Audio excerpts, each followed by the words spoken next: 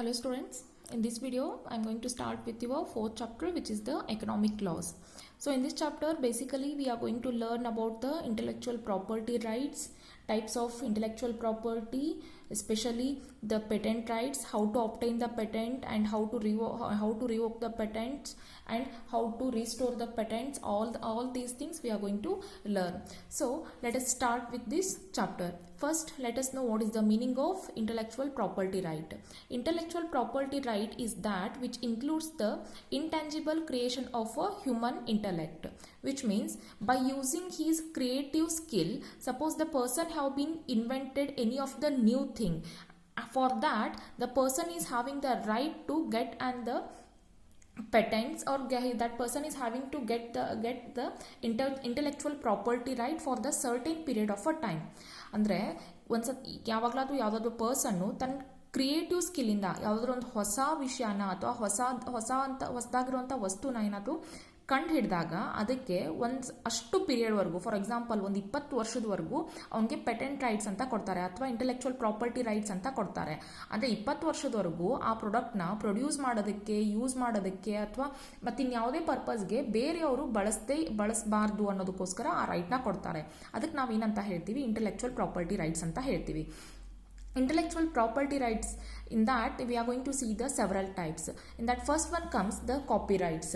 Copyright means it is a legal term used to describe the right that creator have over his creation, like literacy and the artistic work. So basically copyright ಅನ್ನೋದನ್ನ ಏನು ಕೊಡ್ತಾರೆ ಅಂತ ಅಂದರೆ,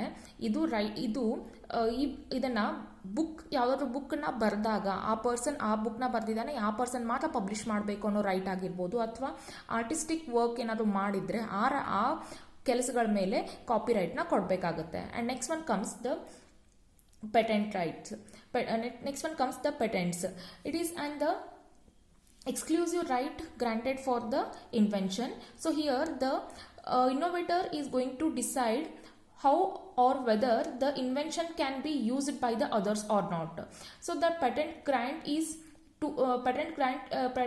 granted to an inventor shall allow them to exclude all other them for making, using or selling their innovation for the 20 years. So here patent right ಅಂತ ಅಂದ್ರೆ ಇದು ಕೂಡ ಪರ್ಸನ್ದು ಇನ್ನೋವೇಷನ್ಗೋಸ್ಕರನೇ ಕೊಡಲಾಗುತ್ತೆ. But ಇದಕ್ಕೆ ಎಕ್ಸಾಂಪಲ್ಸ್ ಅಂತ ಅಂದರೆ ಆರ್ಟಿಕಲ್ಸ್ ಆಫ್ ಮ್ಯಾನುಫ್ಯಾಕ್ಚರ್ ಅಥವಾ system ಆಗಿರ್ಬೋದು, ಅಥವಾ composition of any of the matter, process, for all other things the patent right is going to be given. And next one comes the trademark. Trademark is nothing but it is a different sign which can be capable of distinguishing the goods or the services from one company to another company, ಅಥವಾ ಒಂದು ಕಂಪನಿಯಿಂದ ಇನ್ನೊಂದು ಕಂಪನಿನ ಬೇರ್ಪಡಿಸೋದಕ್ಕೆ ಅವ್ರದ್ದೇ ಆದಂಥ ಒಂದು ಸೈನ್ನ indication ಆಗಿ ತೋರಿಸಿರ್ತಾರೆ. ಅದಕ್ಕೆ ನಾವೇನಂತ ಹೇಳ್ತೀವಿ? ಟ್ರೇಡ್ ಮಾರ್ಕ್ ಅಂತ ಹೇಳ್ತೀವಿ. And next one comes the geographical indication. Geographical indication ಅಂತ ಅಂದರೆ ಕೆಲವೊಂದು ಪ್ರಾಡಕ್ಟು ಆ ಸ್ಥಳದಿಂದ ಪ್ರಸಿದ್ಧಿನ ಪಡ್ಕೊಂಡಿರ್ತವೆ, ಅಥವಾ ಕೆಲವೊಂದು ಪ್ರಾಡಕ್ಟು ಆ ಸ್ಥಳದಿಂದಾನೇ ಫೇಮಸ್ ಆಗಿರ್ತವೆ. For example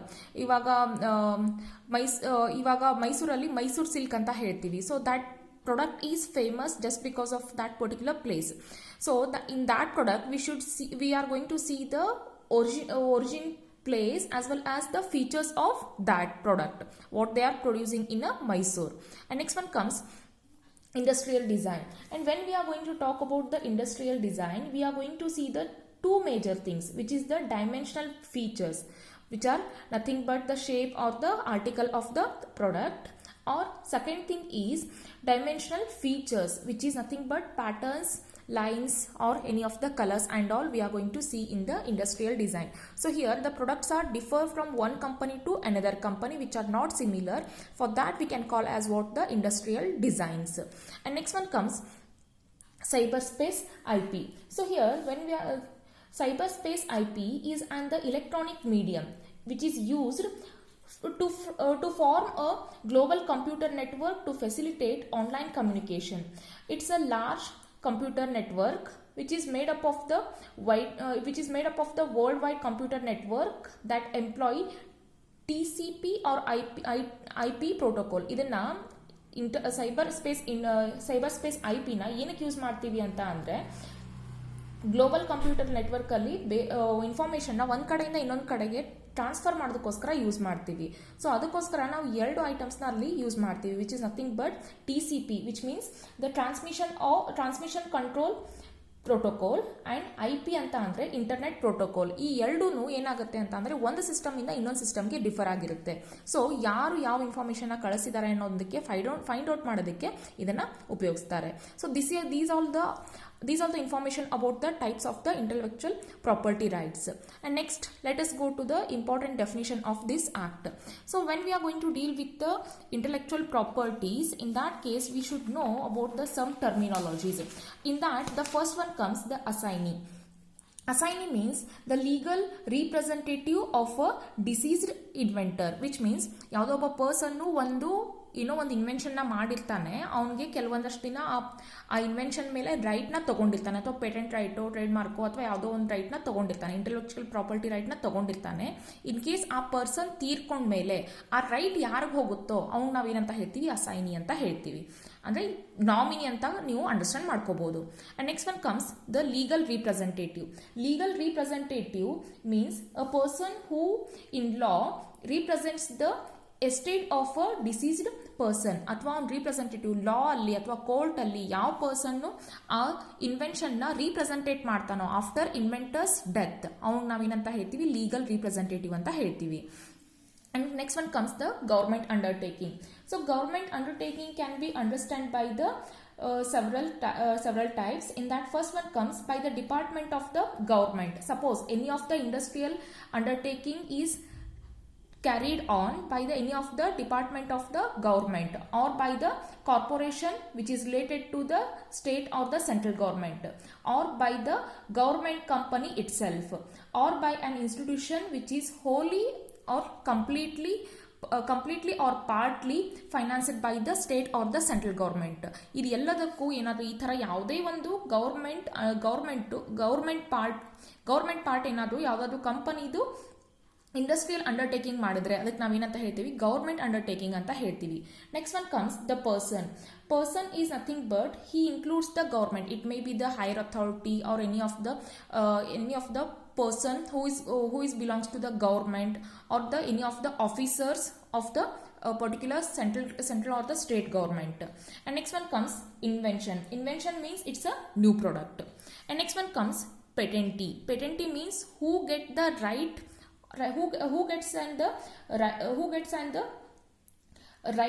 on that particular his innovations. That person can be called as what, the patentee. Patentee ಅಂತ ಅಂದ್ರೆ ಯಾವುದಾದ್ರು ಪರ್ಸನ್ ಹೊಸ ಥಿಂಗ್ನ ಏನಾದರೂ ಇನ್ನೋವೇಟ್ ಮಾಡಿದ್ರೆ ಆ ಥಿಂಗ್ನ ಅದ್ರ ಮೇಲೆ ಅವ್ನಿಗೆ ಏನಾದರೂ ಪೇಟೆಂಟ್ ರೈಟ್ಸ್ ಕೊಟ್ಟಿದ್ರೆ ಅವ್ನು ನಾವೇನಂತ ಹೇಳ್ತೀವಿ, ಪೇಟೆಂಟಿ ಅಂತ ಹೇಳ್ತೀವಿ. And next one comes the controller.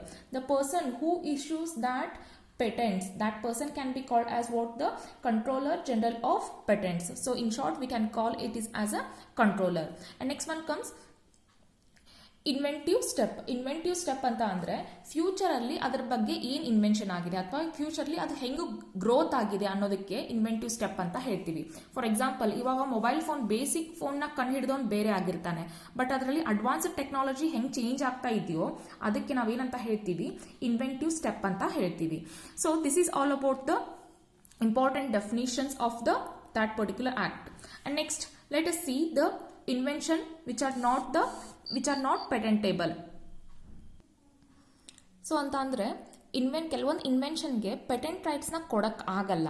ಯಾವ್ಯಾವುದು ಅಂತ ಇನ್ವೆನ್ಷನ್ ಅಂತ ಅಂದರೆ, ಫಸ್ಟ್ ಒನ್ ಕಮ್ಸ್ ಫ್ರಿವಾಲ್ಸ್ ಇನ್ವೆನ್ಷನ್ ಅಂತ ಅಂದರೆ ಆ ಇನ್ವೆನ್ಷನ್ ಯಾವುದಕ್ಕೂ ಯೂಸ್ ಆಗಲ್ಲ ಅಂತ ಅನ್ನೋದು ಗೊತ್ತಾದರೆ ಆ ಇನ್ವೆನ್ಷನ್ಗೆ ಪೇಟೆಂಟ್ ರೈಟ್ನ ಕೊಡಲ್ಲ.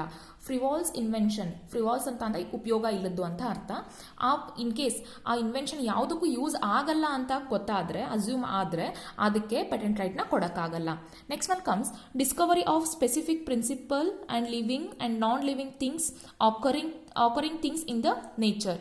Suppose if it is a basic principle of a science, for that also patent cannot be given. Or else, suppose any of the person find out any of the living or non-living things which is occurring in the nature.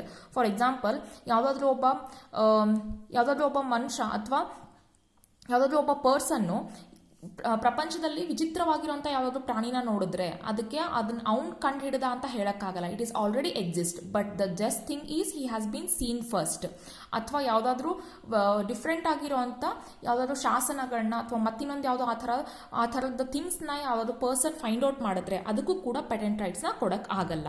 And next one comes things which are serious prejudice to human, animal or plant life and health and the environment. Suppose ಯಾವುದಾದ್ರೂ thing ನಮ್ಮ ಹ್ಯೂಮನ್ಸ್ಗೆ, ಎನಿಮಲ್ಗೆ ಅಥವಾ ಭೂಮಿಗೆ ಅಥವಾ plant ಲೈಫ್ಗೆ ಏನಾದರೂ affect ಆಗುತ್ತೆ, adversely affect ಆಗುತ್ತೆ, ಅಥವಾ ಯಾವುದಾದ್ರೂ ಹೆಲ್ತ್ಗೆ ಅಫೆಕ್ಟ್ ಆಗುತ್ತೆ, ಎನ್ವಿರಾನ್ಮೆಂಟ್ಗೆ ಅಫೆಕ್ಟ್ ಆಗುತ್ತೆ ಅಂತ ಯಾವುದಾದ್ರೂ ಒಂದು ಹೊಸ ವಸ್ತುನ ಫೈಂಡ್ ಔಟ್ ಮಾಡಿದ್ರೆ ಅದಕ್ಕೂ ಕೂಡ ಪೇಟೆಂಟ್ ರೈಟ್ಸ್ನ ಕೊಡೋಕ್ಕಾಗಲ್ಲ. ಫಾರ್ ಎಕ್ಸಾಂಪಲ್ ಅಟೋಮಿಕ್ ಎನರ್ಜಿಗೂ ಕೂಡ ಪೇಟೆಂಟ್ ರೈಟ್ಸ್ನ ಕೊಡೋಕ್ಕಾಗಲ್ಲ. That also we will learn in the next point. And next one comes substance which does not result in the enhancement of the efficiency. So suppose if any of the invention which is not creating which is not enhancing any of the efficiency of the existing product, in that case also for that also patent right cannot be given. So already we have seen ಇನ್ವೆಂಟಿವ್ ಸ್ಟೆಪ್ಪಲ್ಲಿ ನಾವು ನೋಡಿದ್ವಿ. ಇನ್ವೆಂಟಿವ್ ಸ್ಟೆಪ್ಪಲ್ಲಿ ಏನು ನೋಡಿದ್ವಿ ಅಂತ ಅಂದರೆ ಯಾವುದಾದ್ರೂ ಒಂದು ಹೊಸ ವಸ್ತುನ ಎಕ್ಸಿಸ್ಟೆಡ್ ವಸ್ತುವಿನಲ್ಲಿ ಯಾವುದಾದ್ರು ಒಂದು ಹೊಸ ಇನ್ನೋವೇಷನ್ ಮಾಡಿದ್ರೆ ಅದಕ್ಕೆ ನಾವೇನಂತ ಹೇಳ್ತೀವಿ, ಇನ್ವೆಂಟಿವ್ ಸ್ಟೆಪ್ ಅಂತ ಹೇಳ್ತೀವಿ. ಅಂದರೆ ಅದರಿಂದ ನಮ್ಗೆ ಮುಂದೆ ಏನಾದರೂ ಉಪಯೋಗ ಆಗಬೇಕು. ಬಟ್ ಇಲ್ಲೇನಾಗುತ್ತೆ, ಅಂಥ ಯಾವುದೇ ರಿಸಲ್ಟ್ ನಮಗೆ ಕಾಣಿಸ್ಲಿಲ್ಲ, ಹಿಂದೆ ಏನಿತ್ತೋ ಅದೇ ಥರನೇ ಇದೆ ಅಂತ ಅಂದರೆ, ಅದ್ರ ಎಗ್ರಿಗೇಟು ಹಿಂದೆ ಏನು ರಿಸಲ್ಟ್ ಇತ್ತೋ ಅದೇ ಥರ ರಿಸಲ್ಟ್ ಇದೆ ಅಂತ ಅಂದರೆ ಅಂಥದಕ್ಕೂ ನಾವು ಪೇಟೆಂಟ್ ರೈಟ್ನ ಕೊಡೋಕ್ಕಾಗಲ್ಲ ಅಂತ ಹೇಳ್ತಾರೆ. And next one comes things obtained by mere admixture. So here for example ನೀವು ಯಾವುದಾದ್ರೂ ಒಂದು 2-3 ಬುಕ್ನ ನೋಡಿಬಿಟ್ಟು ನಿಮ್ಮದೇ ಒಂದು ಓನ್ ಬುಕ್ನ ರೆಡಿ ಮಾಡಿದ್ರೆ ಅದಕ್ಕೂ ಕೂಡ ಪೇಟೆಂಟ್ ರೈಟ್ನ ಕೊಡೋಕ್ಕಾಗಲ್ಲ. ಏನಕ್ಕೆ ಅಂತ ಅಂದರೆ it will be the ಎಗ್ರಿಗೇಟ್ of all those 4 books. that is the reason the patent right cannot be given. ಅಥವಾ ಯಾವುದಾದ್ರೂ ಒಂದು ಪ್ರೋಗ್ರಾಮ್ನ ನೀವು ಬೇರೆ ಒಂದು 3-4 ಪ್ರೋಗ್ರಾಮ್ನ ನೋಡಿಬಿಟ್ಟು ನಿಮ್ಮದೇ ಆದೊಂದು ಹೊಸ ಪ್ರೋಗ್ರಾಮ್ನ ಡಿಫ್ರೆಂಟ್ ಆಗಿ ಮಾಡಿದ್ರೆ ಅದರ ಎಗ್ರಿಗೇಟು ಮುಂಚೆ ಏನಿತ್ತು ಅಥವಾ ಅದರ ರಿಸಲ್ಟು ಮುಂಚೆ ಏನು ಥಿಂಗ್ ಎಕ್ಸಿಸ್ಟಿಂಗ್ ಅಲ್ಲಿತ್ತೋ ಅದೇ ಥರನೇ ಇದ್ರೆ ಕೂಡ ಆವಾಗಲೂ ಕೂಡ ಪೇಟೆಂಟ್ ರೈಟ್ನ ಕೊಡೋಕ್ಕಾಗಲ್ಲ. And next one comes rearrangement and the duplication of known devices. Already ಯಾವುದಾದ್ರೂ ಡಿವೈಸಸ್ ಎಕ್ಸಿಸ್ಟಿಂಗ್ ಅಲ್ಲಿ ಇದ್ಬಿಟ್ಟು ಅದನ್ನ ರೀಅರೇಂಜ್ಮೆಂಟ್ ಮಾಡಿ ಅಥವಾ ಅದರದ್ದೇ ಸೇಮ್ ಡ್ಯೂಪ್ಲಿಕೇಶನ್ ಮಾಡಿದ್ರೂ ಕೂಡ ಪೇಟೆಂಟ್ ರೈಟ್ ಸಿಗಲ್ಲ. And next one comes omitted by the patents. omitted by the patents ಅಂತ ಅಂದರೆ ಆಲ್ರೆಡಿ ಯಾರು ಪೇಟೆಂಟ್ಸ್ ರೈಟ್ಸ್ನ ತೊಗೊಂಡಿದ್ದು, ನೀವು ಸ್ವಂತವಾಗಿಯೇ ಇನ್ವೆನ್ಷನ್ ಮಾಡಿದ್ರೂ ಕೂಡ ಆಲ್ರೆಡಿ ಅದರ ಮೇಲೆ ಯಾರಾದರೂ ಪೇಟೆಂಟ್ ರೈಟ್ನ ತೊಗೊಂಡಿದ್ರೆ ಅದಕ್ಕೂ ಕೂಡ ಪೇಟೆಂಟ್ ರೈಟ್ಸ್ನ ಕೊಡೋಕ್ಕಾಗಲ್ಲ. And next one comes the method of agriculture. Agriculture is quite common for everywhere for each and every person who is engaging the agriculture. For that is the reason for the agriculture methods also there is no patent rights will be given. And next one comes mathematical or the business methods. mathematical ಮತ್ತೆ business methods ಗೂ ಕೂಡ ಯಾವುದೇ patent right ನ ಕೊಡಕ್ಕಾಗಲ್ಲ. And next one comes presentation of existed information. ಯಾವುದೊಂದು existed information ನ ತಗೊಂಡು ಬಂದ್ಬಿಟ್ಟು ಅದನ್ನ ನೀವು ಪ್ರೆಸೆಂಟ್ ಮಾಡಿದ್ರೆ ಅಥವಾ ಪ್ರೆಸೆಂಟ್ ಮಾಡಿದ್ರೆ ಅದಕ್ಕೂ ಕೂಡ patent right ನ ಕೊಡಕ್ಕಾಗಲ್ಲ. And next one comes invention relating to the atomic energy. Atomic energy ಅಂತ ಅಂದರೆ ಪರಮಾಣು ರಿಲೇಟ್ ಆಗಿರೋಂಥ ಅಥವಾ ಬಾಂಬ್ ರೆಡಿ ಮಾಡೋವಂಥದ್ದಾಗಿರ್ಬೋದು ಅಥವಾ ಯಾವುದಾದ್ರೂ ಅಟೋಮಿಕ್ ಎನರ್ಜಿ ರಿಲೇಟೆಡ್ದು ಯಾವುದಾದ್ರೂ ಇನ್ವೆನ್ಷನ್ ಆದರೆ ಅದಕ್ಕೂ ಕೂಡ ಅವ್ನು ಓನ್ ಆಗಿರೋಂಥ ಇನ್ವೆನ್ಷನ್ ಆದರೂ ಕೂಡ ಆ ಪರ್ಸನ್ಗೆ ಪೇಟೆಂಟ್ ರೈಟ್ನ ಕೊಡೋಕ್ಕಾಗಲ್ಲ. So these are the some rules and regulations which are applicable when the patent right is going to give to the some person.